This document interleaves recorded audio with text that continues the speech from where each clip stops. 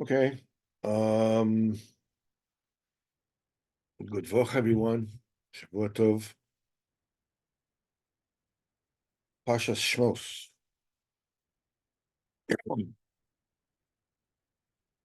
It's the first time that Am Yisrael come to, obviously, goes to Golos, and all kinds of interesting questions. I mean, you can ponder them yourselves, what you think. It comes, Perek Shmos starts with naming the children of Bnei Israel that came to Mitzrayim. And supposedly, why doesn't it start from the story of the Gullahs? Why did it start with Am Yisrael? When they came to Mitzrayim, it wasn't yet, you can say maybe the Gullahs started there, but you can think about that. Another machshava, we have the Shevavim, very interesting. This year we have Shevavim Tat because it's an Iber year. So supposedly you can understand Shevavim. Am Yisrael comes out Mitzrayim. They came out to Mitzrayim because they were pure, they were holy. Those went out of Mitzrayim. Then you already have Mishpatim, Truma Tetzava. What does those have to do with Shevavim? Supposedly that's a question. I'm not sure what the answer is, but I heard somebody ask it, so that's an interesting point. And the kuda that I heard, lovely vort. At the very end of the Pasha, Moshe Rabbeinu, says to Kadosh Baruch Hu, since you sent me to save Am Yisrael, things got only worse, and you haven't delivered your people. So Baruch Hu says, you will see, how we'll deliver them. And Chazal say that because, what he said constituted like, some kind of lack of respect, like a belligerence of some sort. Now you will see in the Gilul of Mitzrayim, but you will not see in the defeat of the 31 kings in Eretz Yisrael. So it is customary to look upon this particular interaction as once Moshe Rabbeinu is supposedly questioning comes with a title. But Blavitzer Beditchev has a very, very different take on it. A very typical Blavitzer Beditchev kind of slant. And he says, Moshe Rabbeinu says to Kadosh Baruch Hu, since you sent me, things became worse, and you haven't saved your people. What he's actually telling him in the very beginning, when Kadosh Baruch Hu sends him, he says, don't send me. Shlach nabiyat tishlach. Send somebody else. I'm not going to be the final redeemer. I'm not worthy, who am I, whatever. So he says that's the tack of the words of Moshe Rabbeinu. He says, since you sent me, look what happened. I told you not to send me, send somebody else who is worthy. But you insist on sending me, you sent me, look what happened. It's a very sweet kind of a stockless on this kind of thing. Moshe Rabbeinu obviously is not, is not taking on Kadosh Baruch Hu. He says, I said that I was not worthy. You see, It's because of me, because of who I am. This is what the Rebbe Nachman said. Okay. For me, it was very meaningful because Pasha Shmos was my bar mitzvah Pasha. Baruch Hashem. Okay, now, B'ezrat Hashem, we will start with Sipurey Baal Shemtov. The mice of the Baal Shemtov that we're telling here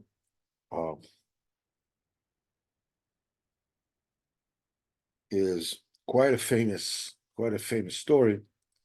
Nevertheless, the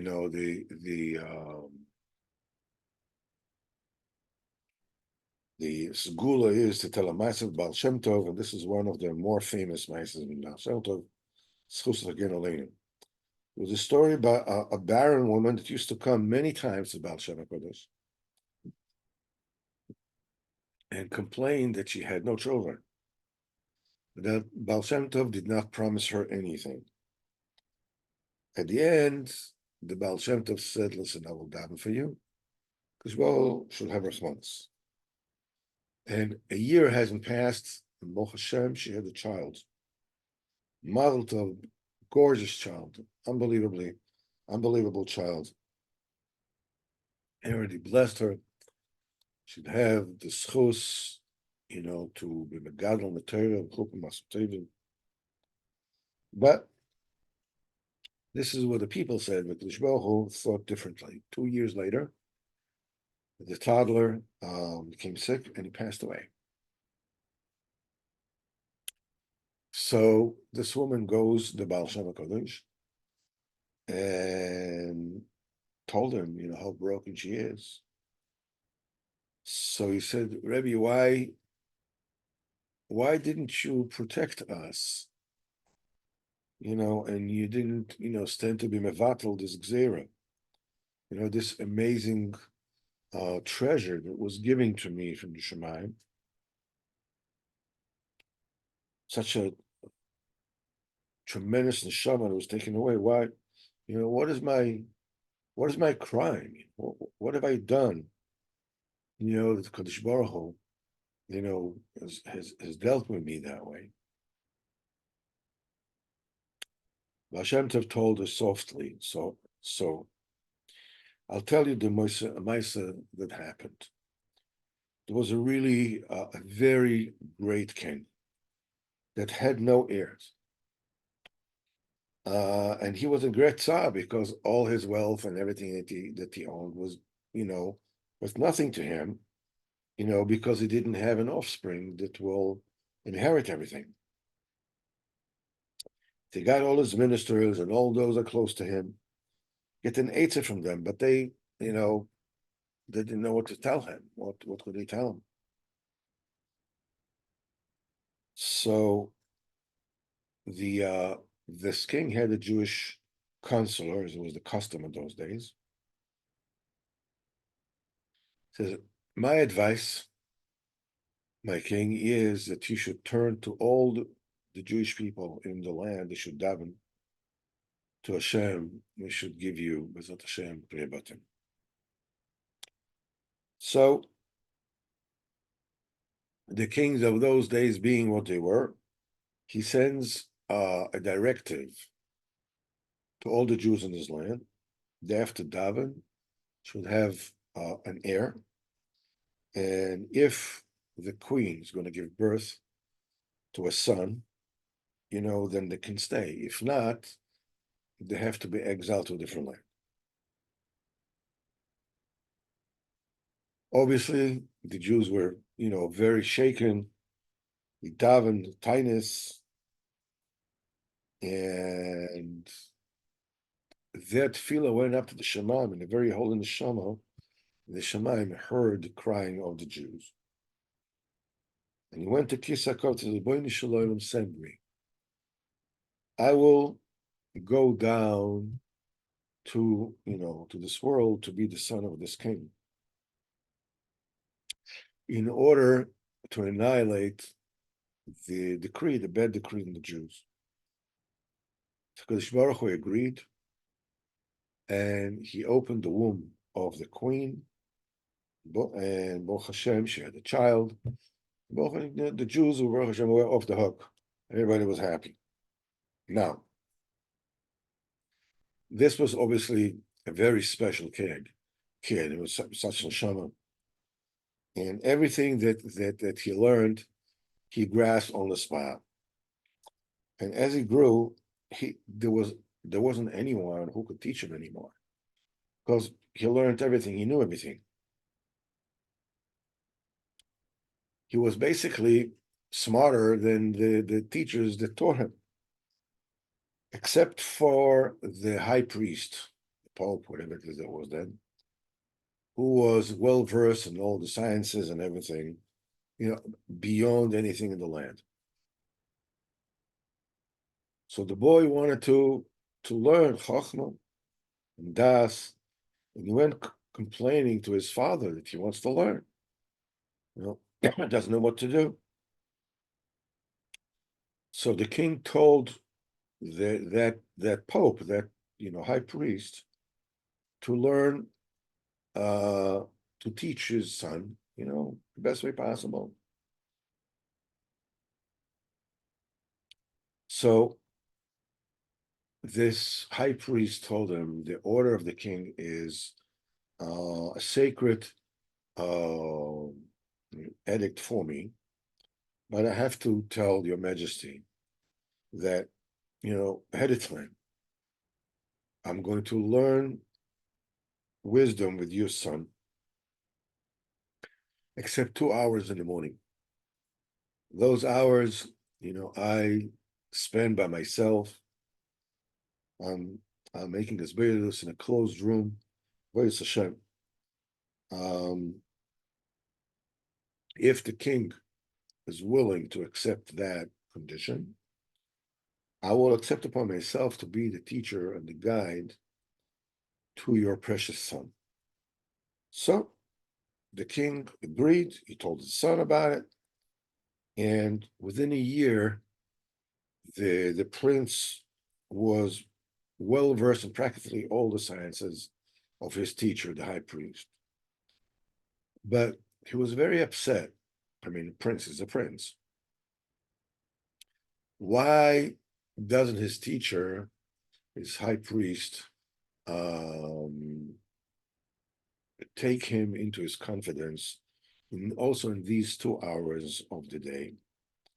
So he decided that he's going to prepare himself a second key to that room of this Pope, whatever.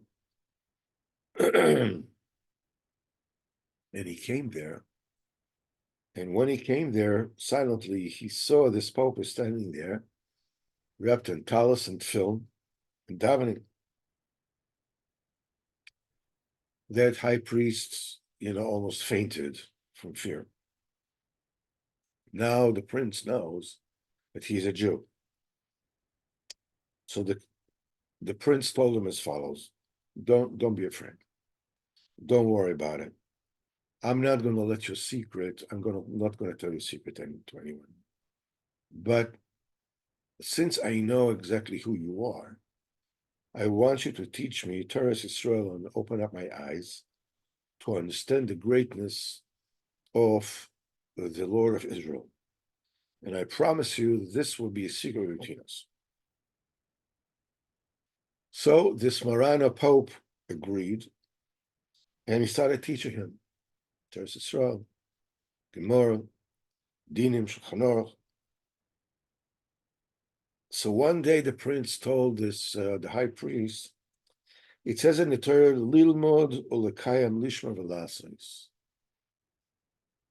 What good is learning the Torah if I'm not Mekayim mitzvahs? I want to convert. I want to become Jewish. I want to serve Elokei Israel. Give me an eitzah how I can join the Jewish nation. So his teacher told him as follows: Ashrecha, my son, you're fortunate that this is what you thought. And don't look that you don't see that that I'm like faking Supposedly I'm, worshiping, idols because I'm afraid. I don't have a koyach to make a kiddush Hashem, but you are different than I am. I am a slave and you are the prince. So what I suggest to you is go speak to your father that loves you, you're his only son with everything. Tell him that you want to tour distant lands and to acquire more wisdom, more chachma, and from your own personal experience, not just from a teacher. So he did that. He told his father about it, and he says, his father told him, my son, if this is what your wise heart tells you to do, I'm willing to go with it. He gave him a lot of money. He gave him everything that he needed, with a carriage and horses and when they came to the very border of that country, the prince ordered the wagon and all the people on it to go back while the prince, is going to another country. He wants to investigate and so forth and find out and this is what he did. He crossed the border, and then he disguised himself so nobody will know that he is a prince. And he came to a place where Jews lived, and he sat there. It was Megayer, sat in the Torah, Avodah, until he passed away. When it came to the Olam Elyon, they got into Gan Eden, there was one Mekatreg. He says, you can't get into Gan Eden. You can't let him into Gan Eden. I mean, it's true that he was a big tzaddik, and it was Moisel Nefesh for Klal Yisrael, but nevertheless, he was fed from a Gentile woman until he was 2 years old. So the Paskin Beis Shalmalo to put him down back in this world so that he will be fed by a milk of a kosher Jewish woman until he will be 2 years old, and then he'll go to Gan Eden. The Baal Shem HaKadosh told this woman, how fortunate you are. You're Zoiche, you were chosen Mishamayim, to nursemaid, to nurse this holy neshama for 2 years. So, what is it? Why is it to you a source of crying and lamentation? You should be exceedingly happy with your lot. This is one of the more famous stories of the Baal Shem HaKadosh. And there's an incredible Musar Askal in this. We live in this world, and inevitably we judge things with the tools of this world. The tools of this world, the measuring tools of this world is achievements, attainment, success, failure. And there are certain guidelines to what is considered to be success and what is considered to be a failure. Obviously, being rich or being poor, or being wise or being foolish. Of course, being a tzaddik, being somebody who's less than, I'm talking about being a Rosh, but somebody who really, famous, anonymous, happy, unhappy. The Nakuda is that we don't look at our lives from the point of view of what the emes is. Each and every one of us comes to this world to fulfill a role.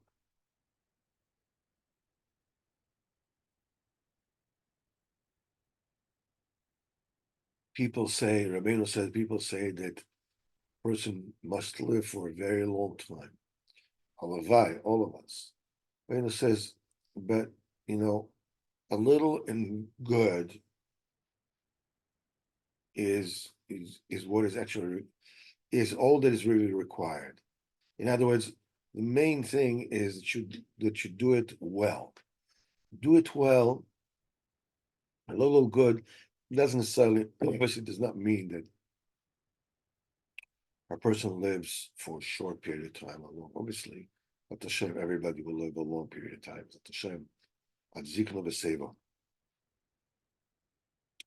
But to live long in or a lot or a little is what Rabbeinu says that if Avram Baba Yamin, that Avram came with his days, it means he came with all his days. Every single day, Arizal explains, is its own creation with its own demands. Every day poses a different challenge to a person. Every day a person is supposed to accomplish something totally different. Maybe says that's the reason why a person should never postpone an avodah, saying Tillim or in Gemara, whatever it is, from one day to the next.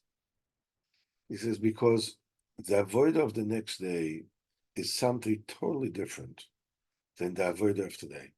It's what you need to do tomorrow is the avodah of tomorrow. What you need to do today is the avodah of today.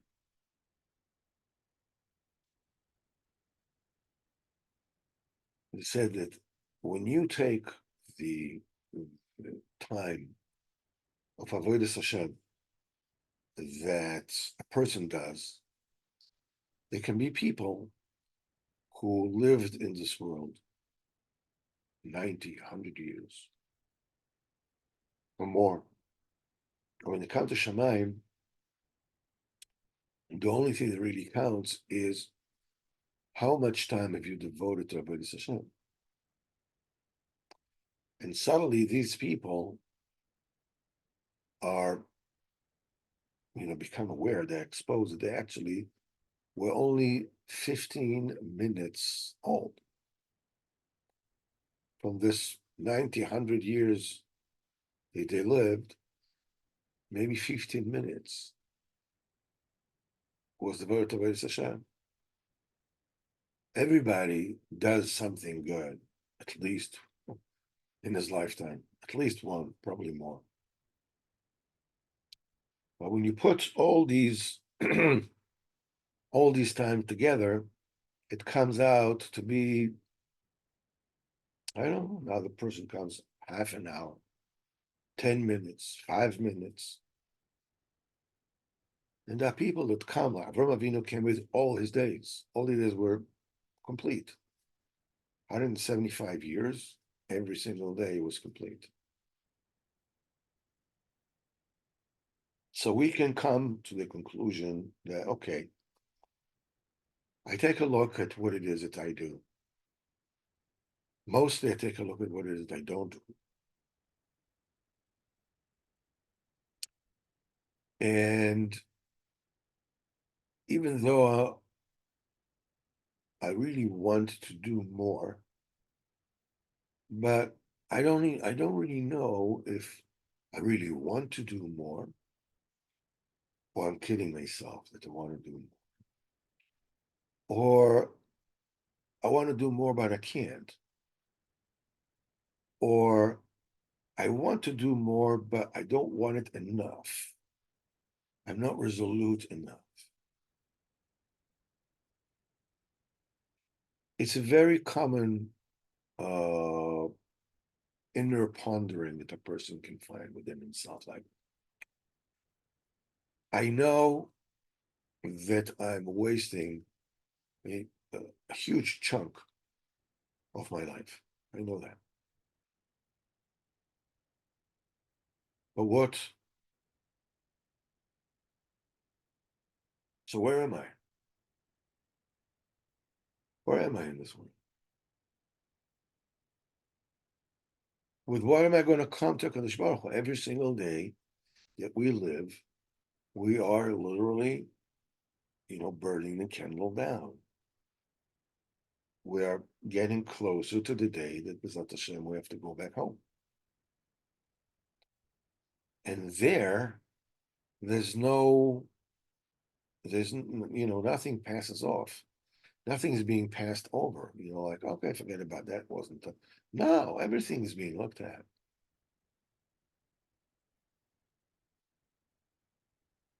Here comes this dibur. You have no idea where your Yetzer Hara comes from. You have no idea what a Kodesh Baruch Hu wants from you personally. You have no idea what you did in previous Gilgulim.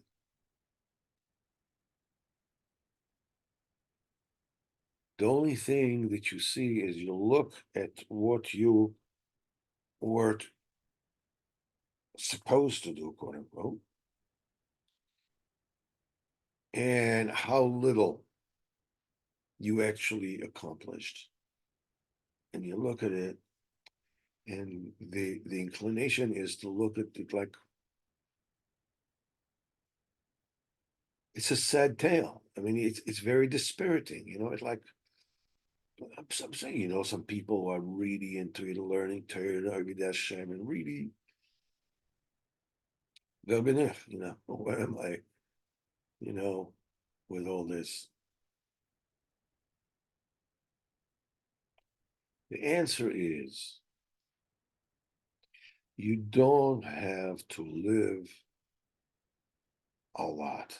You have to live even a little, but good.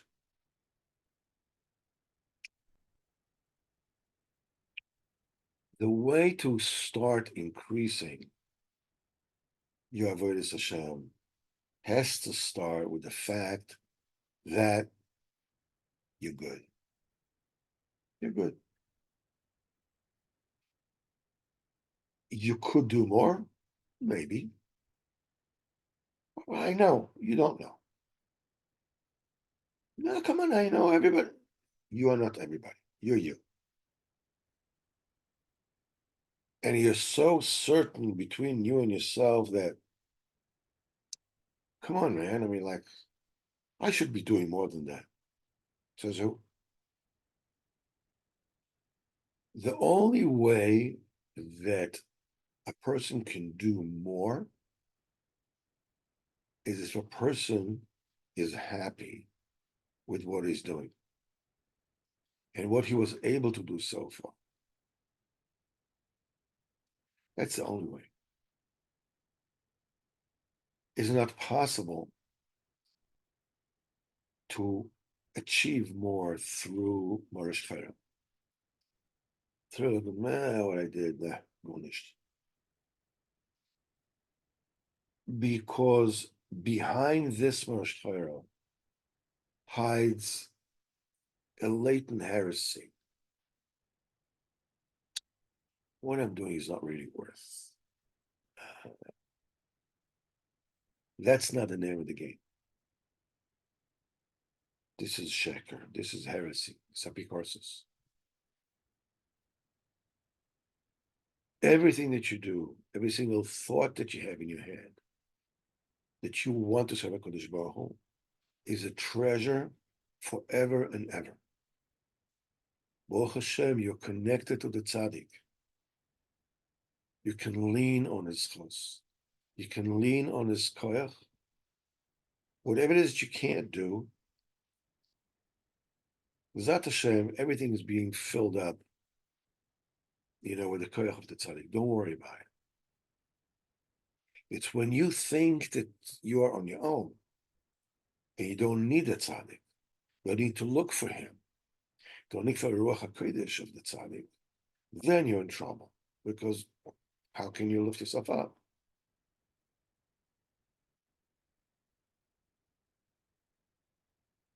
But if you know that you definitely want good, you want. You don't know how to want, you don't know if you're able to want, you don't know it didn't come out, and this, it doesn't matter. It's okay. But you know that you want good, you're good. Weiter, go ahead. Continue.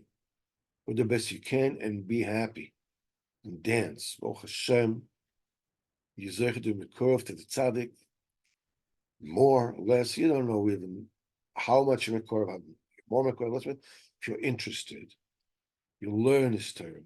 You're trying to be Mekamizates. You're trying to do whatever they advise you to do. You are already on the side of the angels. You're in a good way. Here, take a look at this woman. Had a child, 2 years. The biggest imglich, the biggest tragedy you can think of. He takes the eyes of the tzaddik to show her that she's really was like the most incredible schus imaginable. Now, we don't have a Baal Shemtov in our generation to tell and to reveal to each and every one of us how incredibly lucky we are to be doing this Zoom share on Motzei Shabbos, to learn Sipurey Baal Shem, Sichos Haran, this Sicha, that Sicha, and in Kutam Haran, and so forth, with Aces. But what's going on us, over us, the adventures that we are going through are no different. No different. Every single one of us is going through the same kind of miraculous things like this woman went through, but we don't know it. But we believe. The minute that you put yourself in the head of the tzaddik, in the hand of the tzaddik, and you learn his Torah, you mekayem his advice to the best of your ability. If you can do an hour, wonderful. If you can do half an hour, wonderful. 15 minutes, wonderful. 5 minutes, wonderful. 1 minute, wonderful. Half a minute, wonderful. A word, wonderful. You want to, wonderful. You don't know the glory of your own journey to HaKadosh Baruch Hu. But you're in. Hashem, let's take a look at Sichos Haran for this week.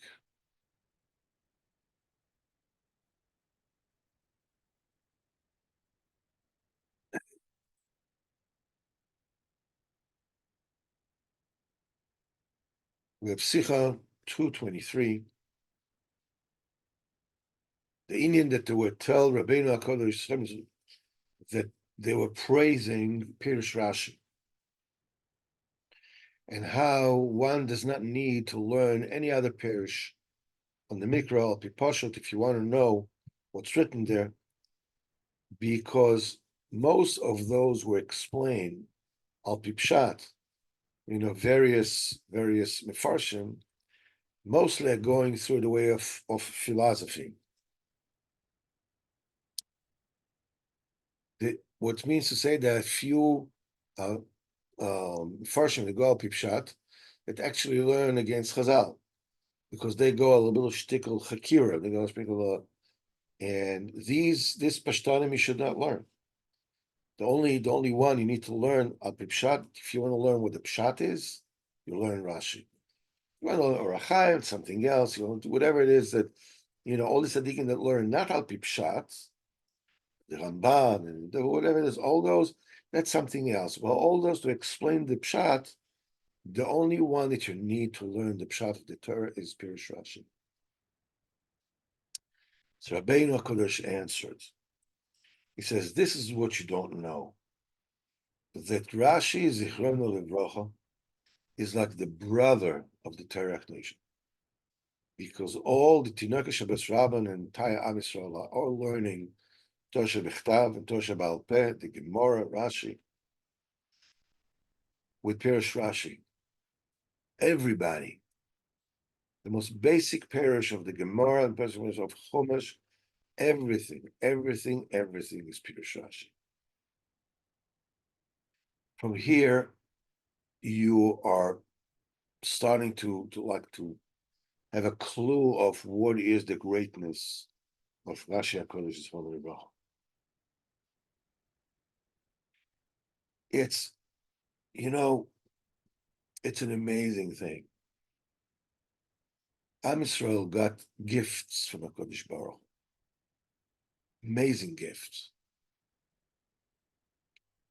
Avraham Avinu and Yitzchak and Yaakov, Yosef, and his brothers, Moshe Rabbeinu, David HaMelech, Hashem Bar Yochai. I mean, there were Baruch Hashem, many great Jews. Each one is great in his own particular way. But Rashi is one of those treasures that basically the entire Torah went through him. There was a story that became very famous during the late 60s. There was a yeshiva that went on a truck. Those days, buses were not that accessible. They hired a truck. When I served in the army, we used to travel on those trucks. In the back of the truck, you had, like folding benches.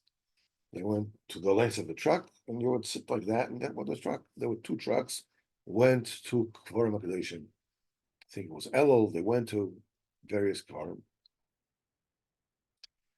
And one of the spirals on the way to Tzfat, one of the trucks fell off the road, and I think that I don't know how many. I know two at least. The Talmidim got killed. I don't know how many more, but I know the two bevadai. And the chavrusa of one of the boys that were killed, in this accident, was distraught. That was his chavrusa. I mean, they were like brothers. They were climbing in Torah Avodah. They were like very special Bachran. And he was torn to pieces. He lost his chavrusa. So one night they became very famous. On that particular story, he became very famous. In Olam Yeshivas, that his chavrusa came to him in a dream. And he told him, don't feel so bad about the fact that I went because I needed to go. And don't get into that. So he said, but there's one thing that you do need to know. Baruch Hashem, I learned together with you. We both learned together. It was to tremendous things, and to treat me him Shemayim unbelievably. But there's one thing that I'm getting a lot of grief. Rashi is upset with me and with you. Why? Because when you learn Pirush Rashi either on the Chumash or on the Gemara, sometimes Rashi uses the foreign word, either French or whatever it is, something which is called so and so. And the derech is that, okay, you know what it means. This, you don't need to, what was it to learn to find out what this word means. You know what it means, you just go weiter. Says no. Rashi has a very particular reason why he translated this word to French or whatever. This we didn't learn. We just went over it. And Rashi is very upset about that. Every single word of Rashi HaKodesh is Kula Kodesh. They said that if you take all the Perushim, the entire Gemara, and everything on the Chumash, and you condense them, and then you condense them still, and you distill it just a very, very, to the very essence of the parish of all the Gemara and all the Sfarim and everything, say, you'll end up with Pirush Rashi in the Torah. Baal Shem HaKodesh said, the Pirush Rashi on the Gemara, I could have done too. The Pirush Rashi on the Chumash, this I couldn't. Schusat again Aleinu, Bezat Hashem. At Hashem, this month we will have, this week, Bezat Hashem, Rosh Chodesh, Shvat, getting closer, Bezat Hashem, to Geulas Yisrael.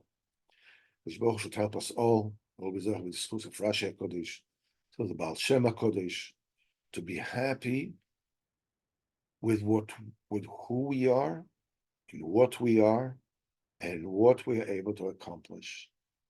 And stop, beating ourselves up for what it is that we do not manage to do.